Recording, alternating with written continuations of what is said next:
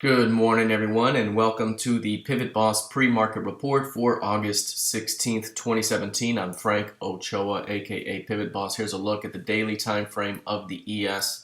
Right now, price continues to hold right at around the 64 half key level. That's the 100% expansion from the 2404 half key level. And price right now, inside day, holding just above the midpoint of this impulse move.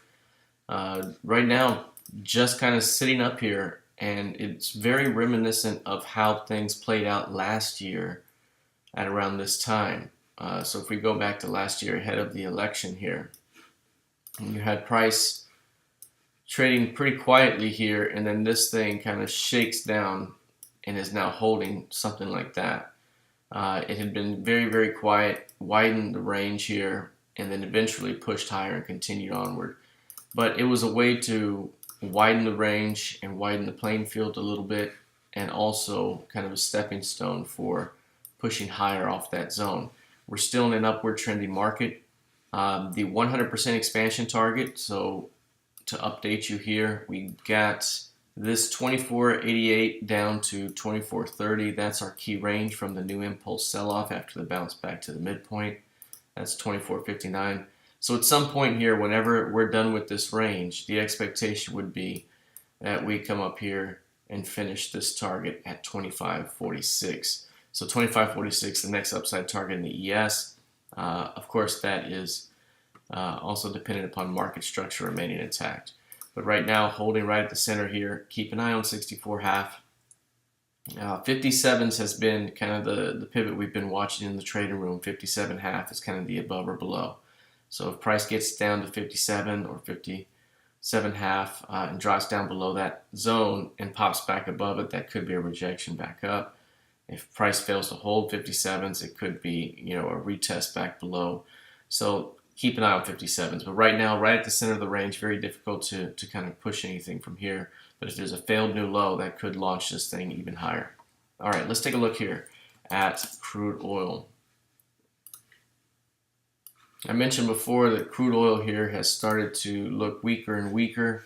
We've had that upper trend line of that channel come into play, and price has now broken back below 48.50 and the 48.40s, where the FOMC key level is. On this pullback, the low yesterday comes right into that 47 and price bounces. 47 has been a major key level on the charts here, and I hadn't had it up in a while, so I put it back on the chart. But 47 is a key level that really means a lot in this chart. It's kind of the midpoint here, basically, from 40 to 47 to 55. Not perfect mid, but it's a zone that really shows on the chart many times what's going on and where the market is holding. So right now, that is that time. And in 47 holding here, again, I mentioned watch 48s. That was the level that I mentioned to our trading room, because if we get a push upward here and 48s are rejected, then 47s could break and we could be looking at a move back to micro composite VPOC, which is 45.66. So if there's any rejection here of these 48s, we could be looking at a move back down. Obviously, bulls trying to keep 47's bid. So 48's the pivot here to watch. And so far, bears have control of the prices above the previous session's high, but not quite lower. All right, let's take a look here at how this looks on the intraday time frame.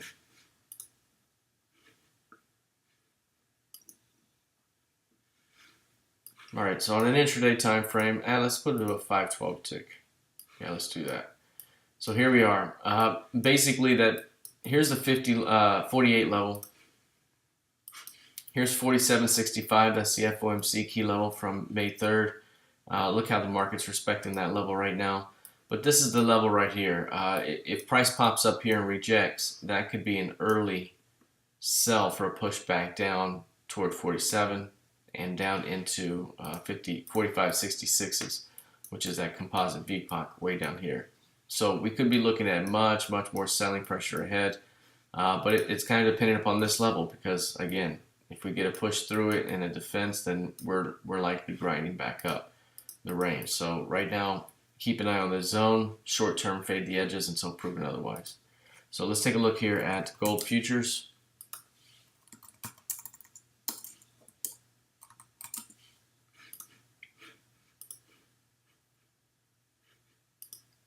Bringing up to a daily chart here. Really right now in gold, what you see is price continuing to respect the edges of this trading range. Very narrow range. Look at this key range from back here. That's 1124 up to 1338.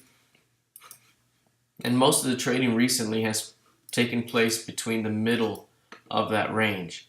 And what I usually mention is that is a big time energy building phase from a higher time frame perspective, because this has been going on since last November, December. That's where the impulse move came from, and ever since we've been coiling inside the range. A great trading range. You won't find a better range than this, but at some point we're going to see significant expansion, and it's going to push us to the edges here and beyond. So breaking through 1338 to the upside would suggest much higher. However, 1375 has been such a major level that what I could see happening is price push up here through the top of this range, hit 1375, perhaps 14, and start to fail. That could lead to a significant crush of gold prices all the way back against the range here toward the bottom. So something to watch out for. Either way, it could be that scenario. So this is a fantastic trading range. Eventually we could see significant expansion, but we'll watch these edges. For right now, on a lower time frame perspective, or just kind of a swing perspective here, we've already dropped away without hitting a new high, by the way. This zone right here, about 1288, is going to be very important here. If price pushes back into that area, that could offer a lower high opportunity, or any pullback, any flush back up could offer a lower high opportunity for a push back toward 1250.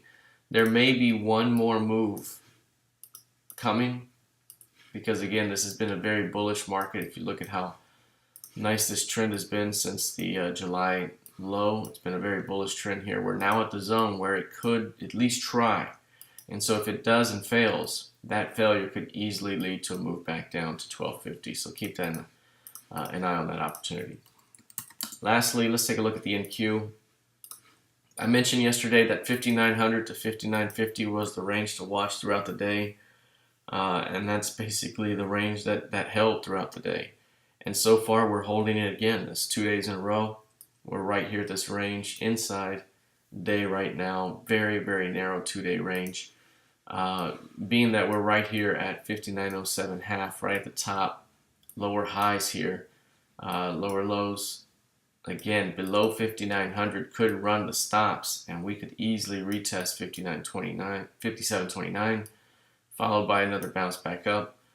But at the same time, we've seen bears defend, and each time prices had to pull back. So again, I mentioned that the buy stops may be above 5950, and if these buy stops are triggered, it could be a big time push through 6,000, and you could be looking at a move to the next upside target, which is going to be 6086. Of course, we had the 100% target at 6264, but right now, this is the one to focus on. If prices start to push through 5950, that could be an indication that we're headed that way. So that's still the zone to watch here today. Keep an eye on it, and eventually we'll see expansion from that range. All right, that's it for now. Let's see how this plays out heading into the rest of the session. Good luck and trade well.